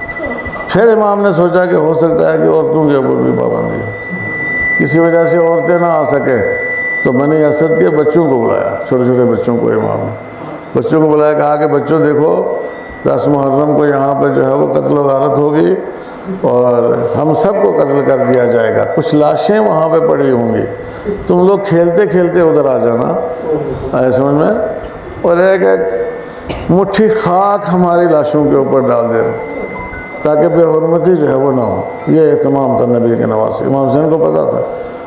اللہ اکبر. یہ سب کا سب کو معلوم تھا. امام حسین کے ساتھیوں کو بھی معلوم تھا. امام حسین کے جو بنی ہاشم کے نوجوان تھے ان کو معلوم تھا کہ یہ ہونے والا ہے. لیکن آپ دیکھیں عزیزاں, انہوں نے امام کا ساتھ نہیں چھوڑا, امام سے دور نہیں گئے, امام سے الگ نہیں ہوئے. اللہ اکبر. بلکہ کچھ لوگ جیسے حر ابن یزید ریاحی جو ہے وہ یزید کی فوج سے نکل کر کے امام حسین علیہ السلام کے ساتھ آیا, چونکہ وہ معرفت رکھتا تھا, امام کی شناخت رکھتا تھا. لیکن اس وقت تک اس کو اندازہ نہیں تھا کہ یہ معرکہ ہوگا, اور ایسا بھی کوئی دنیا میں ہو سکتا ہے جو نبی کے نواسے کے خلاف جنگ کرے, فاطمہ کے لخت جگر کے خلاف جنگ کرے. چنانچہ آپ کو یاد ہوگا کہ جب حر نے راستہ روکا ہے اور لجام فرض پہ ہاتھ ڈالا ہے تو امام نے کہا, حر سکلت کا ام کا, تیری ماں تیرے غم میں روئے. پیشن گوئی تھی امام کی. حر نے کہا, مولا میں معافی چاہتا ہوں, اگر آپ کی ماں فاطمہ زہرا نہ ہوتی تو میں پلٹ کے جواب دیتا, مگر آپ کی ماں زہرا, آپ کی ماں فاطمہ زہرا, میں جواب نہیں دے سکتا اس کا. حر نے جواب نہیں دیا. یہ معرفت کی دلیل ہے. اس کی دلیل ہے, یہ معرفت کی دلیل ہے. اور اس جو معرفت آئی کہاں سے, یہ معرفت آئی کہاں سے؟ دیکھیں میں آپ کی خدمت میں عرض کروں, معرفت کہاں سے آئی؟ معرفت جب نماز کا وقت ہوا, امام نے کہا اور سے تم جاؤ اپنے لشکر کے ساتھ نماز پڑھو, ہم اپنے ساتھیوں کے ساتھ نماز پڑھیں گے. کہا مولا کیا یہ ممکن نہیں ہے کہ میں پورے لشکر سمیت آپ کے پیچھے نماز پڑھوں؟ کہا ممکن ہے. حر نے نماز پڑھی, پہلی اور آخری نماز امام کے پیچھے, زندگی کی پہلی اور آخری نماز امام کے پیچھے پڑھی, اور نماز حر کا کام کر گئی. حر کی تقدیر بدل دی اس نماز میں. معرفت پر مبنی نماز تھی نا, پہچان کے پڑھی کہ یہ امام ہے. امام کے ہوتے ہوئے ہم کسی اور کے پیچھے نماز پڑھیں یا میں خود نماز پڑھاؤں, یہ نہیں ہو سکتا ہے. توجہ کیا آپ حضرات نے؟ تو یہ معرفت پر مبنی نماز تھی. اور معرفت پر مبنی نماز جو ہے وہ اسی طریقے سے دوزخ سے نکال کے جنت میں لے آتی ہے.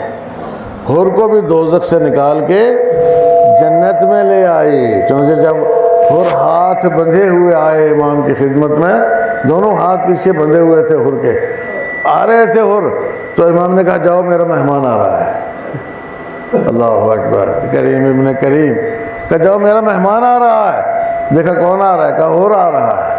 حر آ رہا ہے. حر آ کے قدموں میں گرا کہ مولا میں ہی تو ہوں جس نے یہاں آنے پر آپ کو مجبور کیا تھا, میں ہی تو ہوں جس نے آپ کا راستہ روکا تھا, میں ہی تو ہوں جس نے آپ کو ادھر ادھر نہیں جانے دیا تھا اور روک کے یہاں پہ لے کے آیا تھا. میں نے ہی آپ کو مجبور کیا تھا, میں نے ہی آپ کے لجام میں فرض پہ ہاتھ ڈالا تھا کہ میرے خطا بخشی جا سکتی ہے. کہا حر میں نے بخشا تجھے, میرے خدا نے تجھے بخشا. انت حر فی الدنیا والآخرہ, تو دنیا میں بھی حر ہے اور آخرت میں بھی حر ہے. اب جائے عزیزان گرامی, جب کوئی امام کی خدمت میں آ جائے اپنی عاجزی انکساری لے کر کے, تو پھر جائے گا کہاں؟ کون بخشے گا اس کو؟ کون بخشے گا؟ تو امام اس بات کو سمجھتے ہیں کہ اب اس کے پاس تو کوئی اور دوسرا راستہ تھا نہیں حر کے پاس, یہ اس کو آنا ہی تھا میرے پاس آیا, میں نہیں بخشوں گا تو یہ جائے گا کہاں؟ پھر سمجھا, امام نے اس کو بخش دیا. ایسے اگر عاجزی کے ساتھ کوئی بھی آدمی امام کی خدمت میں حاضر ہو تو انشاءاللہ امام اس کو بخشیں گے. عاجزی چاہیے, انکساری چاہیے, ہے نا. اور یہ ثابت کرنا ہے کہ میں عاجز ہو گیا ہوں, اب میرے پاس کچھ نہیں بچا, آپ کی مدد کے سوا میرے پاس کچھ بھی نہیں بچا ہے. تو عزیزان کرام, امام نے وہاں پہ وصیتیں کی, بچوں سے کہا بچوں ایک ایک مٹھی خاک لے آنا اور آ کر کے ہماری قبروں کے اوپر ڈال دینا تاکہ قبروں کی بے حرمتی نہ ہو.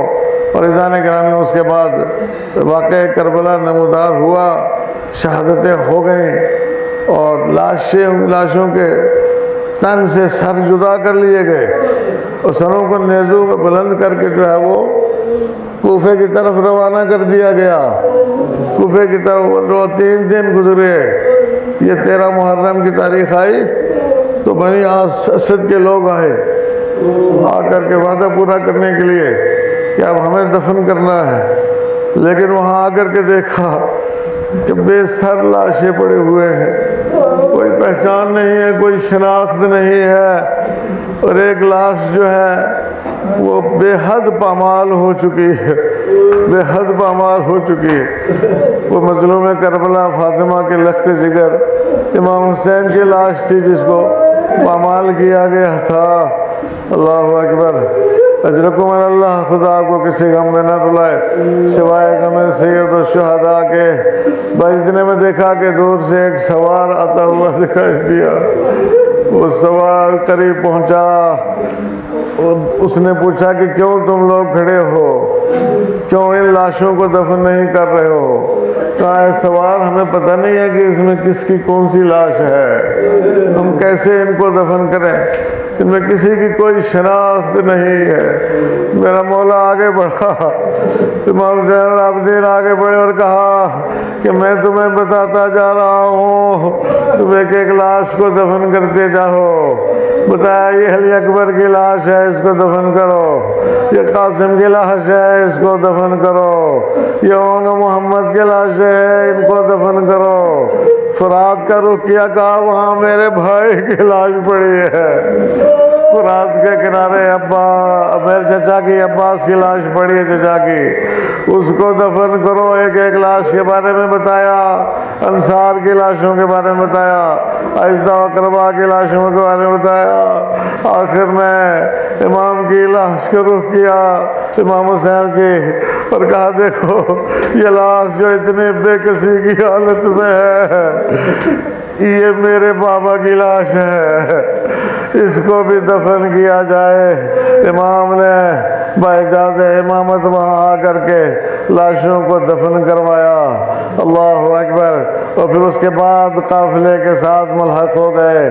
بس میں ایک آدھ منظر اور پیش کرنا چاہتا ہوں کہ امام زین العابدین کو کتنے صدموں سے گزرنا پڑا، کتنی مصیبتوں سے گزرنا پڑا، کتنے رنج و آلام سید الساجدین نے راستے میں برداشت کیے۔ ایک مقام پر نیزہ جس پر حسین کا سر تھا وہ زمین میں گڑ گیا، قافلہ رک کے آگے نہیں بڑھ پا رہا ہے۔ ایک مرتبہ شمر نے پوچھا کہ یہ قافلہ آگے کیوں نہیں بڑھ رہا ہے؟ کہا جس نیزے پر حسین کا سر ہے وہ زمین میں گڑ گیا ہے اور اپنی جگہ سے ہلتا نہیں ہے۔ کہا ٹھہرو میں اس کا انتظام کرتا ہوں۔ ہوا میں تازیانہ لہرایا، امام زین العابدین کے پاس آیا اور کوڑے برسانا شروع کیے۔ کہا شمر تو کیوں کوڑے برسا رہا ہے؟ کہا زین العابدین تجھے پتا ہے تیرے باپ کا سر جو ہے وہ آگے کیوں نہیں بڑھ رہا ہے؟ ایک مرتبہ امام نے تو کو بیڑیوں کو سنبھالا، نیزے کے نیچے آئے، ہاتھ جوڑ کے عرض کی بابا اب اتنے تازیانے برداشت نہیں کر سکتا، میری پیٹ زخمی ہو چکی ہے، لہو لہان ہو گئی ہے پیٹ تازیانے کھاتے کھاتے۔ بابا یہ بتائیے آپ آگے کیوں نہیں بڑھ رہے ہیں؟ کہا میرے بیٹے میرے سینے پہ سونے والی 4 سال کی میری بچی سکینہ قافلے سے پچھڑ گئی ہے، اونٹ کی پشت سے گر گئی ہے، جب تک وہ قافلے کے ساتھ نہیں آئے گی یہ قافلہ آگے نہیں بڑھے گا۔ اجرکم اللہ، خدا کو کسی غم میں نہ رلائے سوائے غم سید الشہداء کے۔ بس ایک مرتبہ امام زین العابدین سکینہ کو ڈھونڈنے نکلے، زینب آگے بڑھی، کہا بیٹا تم رک جاؤ، تم نہیں جا سکتے ہو، تمہارے اندر اتنی سکت نہیں ہے چلنے کی، یہ تو کو بیڑیاں جو ہیں اس کو برداشت تحمل کر کے تم نہیں جا سکتے ہو۔ بس زینب پیچھے مڑی، سکینہ کو تلاش کرتے ہوئے آگے جا رہی تھی، آواز دیتی جا رہی تھی سکینہ تم کہاں ہو؟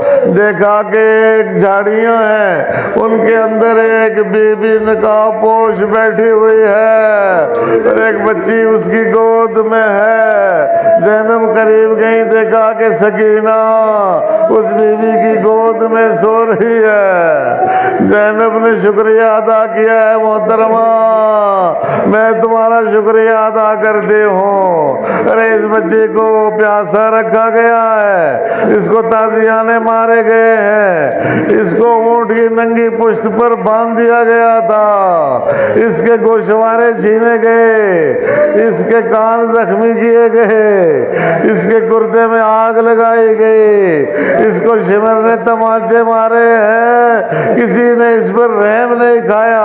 اے محترمہ، میں تیرا شکریہ ادا کرتے ہو، تم نے ایک مرتبہ نقاب الٹ کے آواز دی، میری بیٹی زینب، کس کا شکریہ ادا کر رہی ہو؟ ارے میں تمہاری دکھیاری ماں فاطمہ ہوں۔ قافلہ جب سے مدینے سے چلا ہے، میں اس قافلے کے ساتھ ساتھ تھی۔ کربلا میں حسین کا سر میری ہی گود میں تھا جب شمر کند خنجر چلا رہا تھا۔ کہا ماں آپ آئیں ایسے میں کہ جب سب کچھ لٹ چکا ہے، زینب قیدی بن چکی ہے، آپ کی بیٹیاں قیدی بن چکی ہے، سر کاٹ کے نیزوں کی نوک کے اوپر بلند کر دیے گئے ہیں۔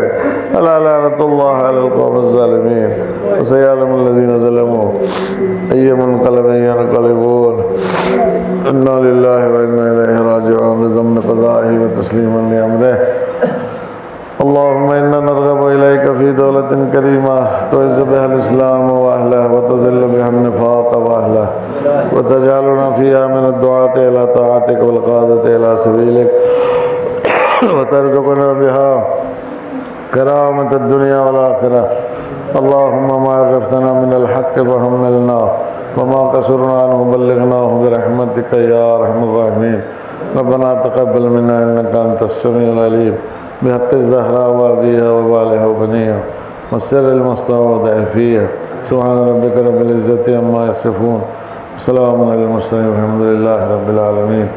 يا حسين يا حسين يا حسين.